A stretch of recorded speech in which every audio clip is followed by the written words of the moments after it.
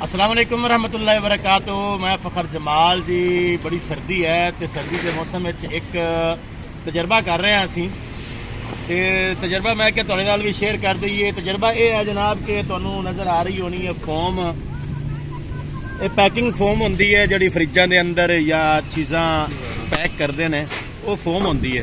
ठीक है, ये फोम के टुकड़े ले लेने जी, तो थोड़ा जिहा ले लेना जी पेट्रोल ले लेना है। पेट्रोल के अंदर इस तरह करके थोड़े थोड़े टुकड़े पाने ने।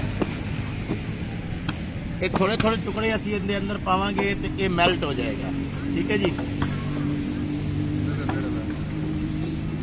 ये जो मेल्ट हो जाए तो ये जनाब वाला ऐसी अल्फी तैयार होएगी ना, इन्हू सलोशन कह लो, अल्फी कह लो, इसनू जो भी नाम दे दो। आ देखो, ये नाल तुसी पत्थर जोड़ो, लकड़ी जोड़ो, प्लास्टिक जोड़ो, जिस तरह के असी बना जोड़ रहे हैं हेलमेट। ये भाई बेहतरीन सलोशन अल्फी तुसी दस्ती घरे तैयार कर सकते हो। चेक करो जी, वाह। तो ये थोड़ा जिहा एक्सपेरीमेंट असी कीता है खड़े खड़े, तो असी क्या तुहाडे नाल शेयर कर दईए जी। तो इसनू ये आ देखो, ये आ लगन लगा,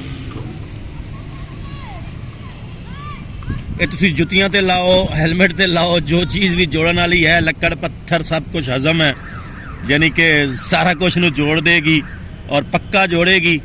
तो ये बड़े कम की शय है, तो मैं क्या तुहाडे नाल शेयर कर दईए। तो ये थोड़ा जिहा पेट्रोल लेना, तुसी पेट्रोल लैके ते फोम लानी है। ये वाली फोम जिहड़ी है इसनू तुसी इस तरह मेल्ट करोगे तो ये मेल्ट खुद ही होती जाएगी, या छोटे छोटे टुकड़े कर दिओ। आ देखो, ये मेल्ट होती जाएगी, नाल ये बनती जाएगी जी अल्फी। इसनू तुसी कित्थे भी यूज़ कर सकते हो। ये बहुत ही ज़बरदस्त एक टोटका है असी, तो मैं क्या तुहाडे नाल शेयर कर देवां।